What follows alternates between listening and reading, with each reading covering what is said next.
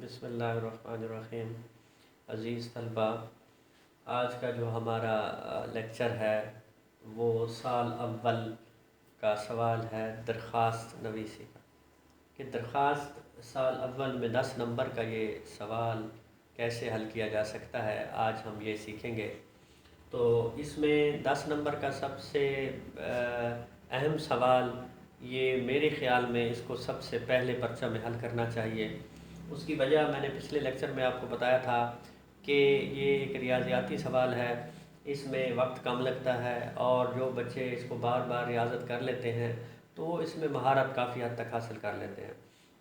تو میرے خیال میں سب سے پہلے سوال اسی سطر سے شروع کرنا چاہیے۔ اس کا ایک مقصد یہ بھی ہے کہ درخواست درمیان صفحہ سے کبھی شروع نہیں کی جاتی۔ درخواست ہو، خط ہو، رسید ہو، یہ وہ سوال ہیں جو کبھی صفحہ کے درمیان سے شروع نہیں کیا جا سکتے، یہ ان کی روح کے خلاف ہے۔ لہٰذا یہاں پہلی لائن سے، پہلی سطر سے ہی درخواست، خط، رسید شروع کرنی چاہیے۔ تو اس لیے اس کو پہلا صفحہ کیونکہ ہمارے پاس مکمل ہوتا ہے، تو ہمارے پاس سوال صفحہ کے شروع سے کرنے کا بہت ہی بہترین موقع ہوتا ہے۔ تو یہاں سب سے پہلے اس لائن کا ایک نمبر ہوتا ہے۔ یہ لائن کیا ہے، سطر کیا ہے؟ یہ دراصل جس کو ہم درخواست لکھ رہے ہیں، درخواست کا لفظی مطلب ہم اس کی تمہید کو دیکھیں تو عرضی ہے، اور درخواست ہمیشہ اپنے سے بڑے عہدے والے کو پیش کی جاتی ہے، عرض کی جاتی ہے۔ عرضی بھی اس لیے اس کو کہا جاتا ہے۔ تو اس میں ہمارا جو انداز ہوگا وہ مؤدبانہ ہوگا، ادب والا ہوگا، اور اس کے روایتی طریقے سے ہم درخواست کو لکھیں گے۔ روایتی وہی پرانا، اس میں ایسی کوئی چیز نہیں لکھ سکتے جو روایت سے ہٹ کر ہو۔ تو لہٰذا یہ جو لفظ ہے بخدمت جناب پرنسپل، اب ہم نے وقتی طور پہ اس کو صرف پرنسپل کو ہی مخاطب کر لیا ہے، ورنہ یہاں کوئی بھی عہدہ دار ہو سکتا ہے۔ ہمارے ڈسٹرکٹ، ضلعی لیول پہ، تحصیل لیول پہ، یا ہمارے ڈویژن کی سطح پہ، صوبہ کی سطح پہ، جتنے بھی عہدہ دار ہیں ان کو درخواست لکھی جا سکتی ہے۔ تو اس لیے ہم نے لکھا ہے پرنسپل کے نام، تو بخدمت جناب پرنسپل، یہاں سکتا ہے، ٹھہرنا ہے۔ اور دوسری بات یہ ہے کہ جناب اور صاحب میں سے ایک لفظ لکھا جاتا ہے۔ اس کی وجہ یہ ہے کہ جناب اور صاحب کا تقریباً معنی ایک ہی ہے، تو تکرار لفظی ہو جائے گی، لہٰذا ہم صاحب نہیں لکھیں گے، ہم صرف جناب لکھیں گے۔ تو بچوں کو یہ ذہن نشین رکھنا چاہیے کہ جناب اور صاحب اکٹھا نہیں آتا۔ بخدمت جناب پرنسپل، اور سکتا یہاں ٹھہرنا ہے، کوما ہے۔ اس کے بعد اس کا ادارہ آتا ہے، جو افسر ہوگا اس کا ادارہ، ادارے کا نام بھی لکھا جا سکتا ہے۔ جیسے ہمارے ہاں کالجز میں ڈگری کالجز ہوتے ہیں، آج کل تو تقریباً ہر کالج پوسٹ گریجویٹ بن گیا ہے۔ ڈگری کالج جہاں جو ہے وہ B A level, bachelor level تک تعلیم دی جائے، اور پوسٹ گریجویٹ جہاں ماسٹر لیول تک تعلیم دی جائے۔ تو یہاں ہم گورنمنٹ ڈگری کالج بھی لکھ سکتے ہیں، پوسٹ گریجویٹ کالج بھی لکھ سکتے ہیں۔ الف بے جیم اس لیے لکھا جاتا ہے کہ یہ پیپر میں ہنٹ تصور نہ ہو کہ یہ کوئی اپنے ڈسٹرکٹ یا اپنے شہر کا نام لکھ گیا ہے بچہ، تو الف بے جیم یہاں لکھیں۔ اس ساری سطر کا ایک وہ ہوتا ہے، نمبر ہوتا ہے، نمبرنگ بھی میں ساتھ آپ کو بتاؤں گا۔ اور اب ہم فرض کریں اسی کو اور مختلف عہدے داروں پہ ہم یعنی استعمال کرتے ہیں، اپلائی کرنے کی کوشش کرتے ہیں۔ فرض کریں ہم ایس ایچ او کو لکھ رہے ہیں، تھانے دار جسے آپ کہتے ہیں، تو بخدمت جناب ایس ایچ او صاحب نے لکھ دیا۔ اس کے بعد اس کا ادارہ کون سا ہوتا ہے، وہ تھانہ ہے۔ تھانہ پھر وہ ڈسٹرکٹ لیول پہ بھی ہو سکتا ہے، تحصیل لیول پہ، کسی قصبے کا بھی ہو، لہٰذا اب لکھیں گے تھانہ الف بے جیم، اس شہر کا نام تھانہ الف بے جیم لکھ دیں گے۔ تو یہاں اگر چیئرمین بورڈ کے نام لکھ رہے ہیں تو بخدمت جناب چیئرمین بورڈ۔ اگر آپ اس مزید کیونکہ یہ ڈویژنل لیول پہ ہوتا ہے، ڈویژن لیول پہ ہوتا ہے بورڈ، تو عموماً تو اس لیے ہم ڈویژن کا نام بھی لکھ سکتے ہیں،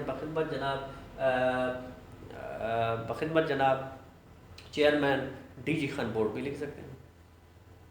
تو اس کے بعد عنوان آتا ہے۔ عنوان کو آپ دیکھتے ہیں، عنوان میں یہ رابطہ کی علامت آئے گی، عنوان لکھیں گے، اور یہ لفظ درخواست برائے ضرور لکھیں گے۔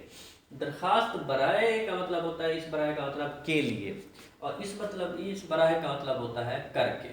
لہٰذا ان دونوں کے فرق کو ہم نے سمجھنا ہے۔ اس کا مطلب کے لیے، یعنی درخواست برائے دوبارہ داخلہ، یعنی دوبارہ داخلہ کالج میں بچے کا ہو رہا ہے، طالب علم کا، تو اس کے لیے درخواست، یہ لفظ ضرور لکھیں گے، درخواست برائے، تو بات پوری تو اس کی تفہیم ہو جاتی ہے۔ تو اس کا بھی ایک نمبر ہوتا ہے، درمیان میں رابطہ کی علامت یا عنوان لکھا جاتا ہے۔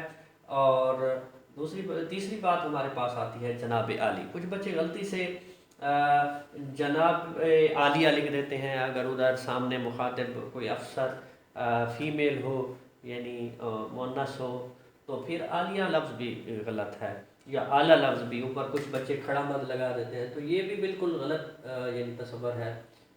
تو اساتذہ کو چاہیے کہ اس کی درستی کریں۔ جناب عالی، جناب عالی کے بعد ندایا ضرور آتا ہے، یعنی مخاطب کر رہے ہیں، کسی کو پکار رہے ہیں، تو یہ اس کا بھی ایک نمبر ہوتا ہے، یعنی اس کا ایک نمبر ہو گیا، اس کا بھی ایک نمبر ہو گیا، اس کا بھی ایک نمبر ہو گیا، 3 نمبر اس کے ہو گئے۔ اب آتے ہیں ہم اپنے درخواست کے طریقے کی اصل طریقہ جو اس کا نفس درخواست لکھنا ہے اس کی طرف آتے ہیں۔